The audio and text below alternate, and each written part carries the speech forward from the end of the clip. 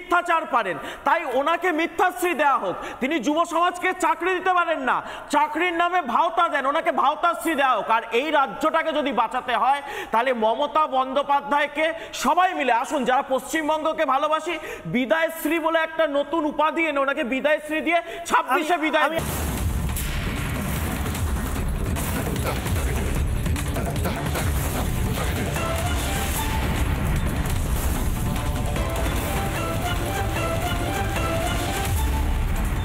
Fake news এবং এটা ভয়ঙ্কর ভয়ঙ্কর বড় বিতর্কিত একটি মন্তব্য। আরেকবার শুনুন, 9 সেকেন্ডের এই মিথ্যাচার। প্রথমত, উত্তরপ্রদেশের সবাই চোর, এটা বলাটাও একটা সাংঘাতিক কমেন্ট। মহারাষ্ট্রের সবাই চোর, এটা বলাটাও সাংঘাতিক একটা কমেন্ট।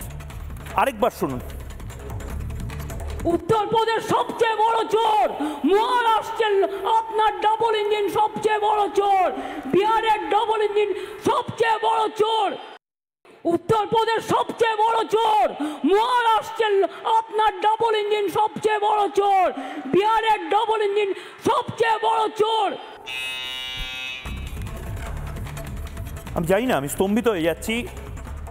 মমতা বন্দ্যোপাধ্যায় বিহারের সবাই চোর, সবচেয়ে বড় চোর, মানে কি মমতা বন্দ্যোপাধ্যায়, তেজস্বী যাদব, লালু প্রসাদ যাদব তাদেরকেও চোর বলছেন?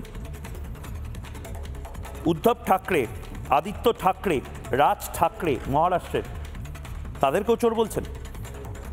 এটা একটা ভয়ঙ্কর ভয়ঙ্কর বড় স্টেটমেন্ট। এটা শুধু ফেক নিউজ নয়, এটা মিথ্যাচার তো শুধু নয়, এটা এমন একটা স্টেটমেন্ট যেটা ভারতীয় ন্যায় সংহিতাতে অপরাধযোগ্য। কেন আমি বলছি ভালো করে দেখুন।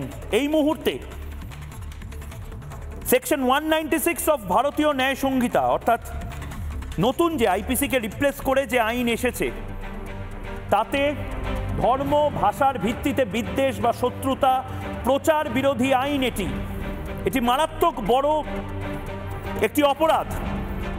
বিএনএস 2023-এর সেকশন 196 অনুসারে penalizes promoting enmity, hatred or ill will between different religious, racial, linguistic or caste groups through words, action, visible representation or electronic communication। অর্থাৎ মমতা বন্দ্যোপাধ্যায় আজকে যে কথাগুলো বলেছেন, এবং এটা খুব সিরিয়াসলি আমাদেরকে দেখতে হবে, কারণ মমতা বন্দ্যোপাধ্যায় এপাং ওপাং ঝপাং আমরা সবাই ড্যাং ড্যাং এই সমস্ত কথা বললেও মমতা বন্দ্যোপাধ্যায় এই কথাগুলো যখন বলে দেন, সেটা রিপারকেশন কি হতে পারে?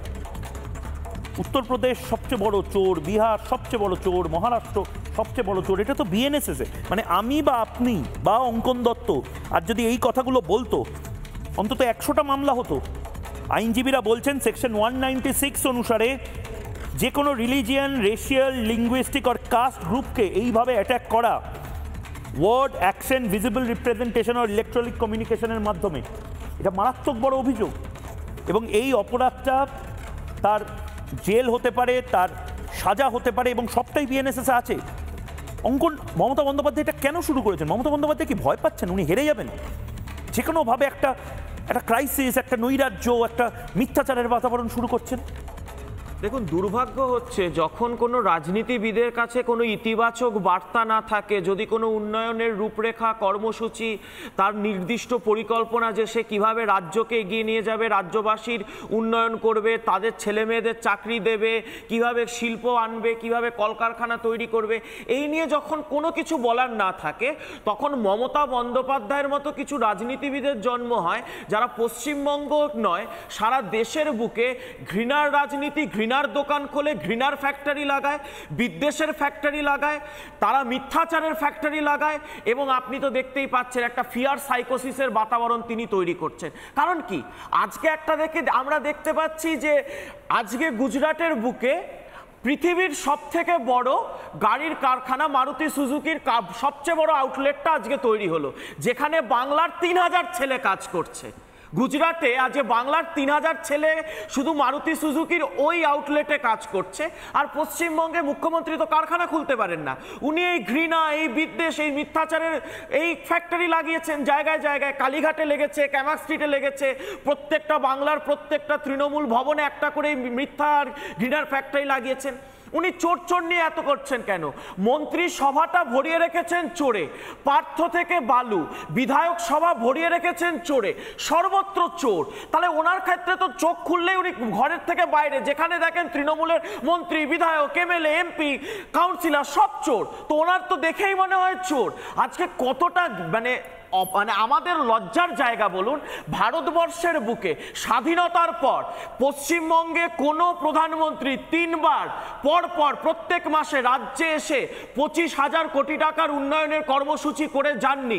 এই প্রথম নরেন্দ্র মোদীর সরকার এই কাজটি করে দিয়ে গেলেন। মমতা বন্দ্যোপাধ্যায় কৃতজ্ঞতা ব্যক্ত করছেন না, মমতা বন্দ্যোপাধ্যায় ঘৃণার বিদ্বেষ ছড়াচ্ছেন। কারণ নরেন্দ্র মোদীর মতো উন্নয়ন তো তিনি পারেন না, তিনি মিথ্যাচার পারেন।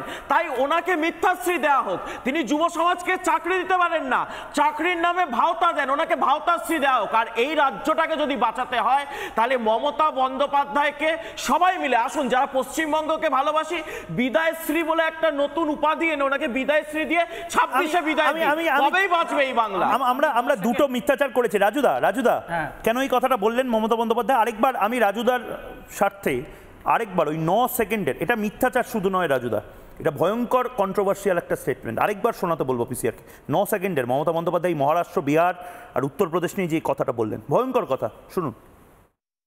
উত্তরপ্রদেশ সবচেয়ে বড় চোর, মহারাষ্ট্রের আপনার ডাবল ইঞ্জিন সবচেয়ে বড় চোর, বিহারের ডাবল ইঞ্জিন সবচেয়ে বড় চোর। উত্তরপ্রদেশ সবচেয়ে বড় চোর, মহারাষ্ট্রের আপনার ডাবল ইঞ্জিন সবচেয়ে বড় চোর, বিহারের ডাবল ইঞ্জিন সবচেয়ে বড় চোর। রাজুদা এটা কি বললেন মমতা বন্দ্যোপাধ্যায়, এটাও কি আপনি ডিফেন্ড করবেন?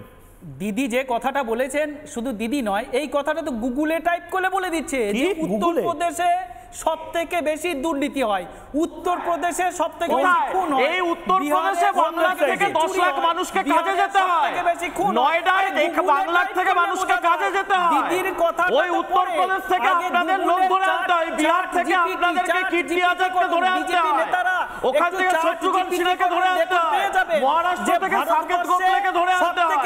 সাকেত গোখলে চোর, মহারাষ্ট্রের সব চোর, মানে কি সাকেত গোখলে আপনার এমপি, রাজ্যসভার এমপি, উনি চোর।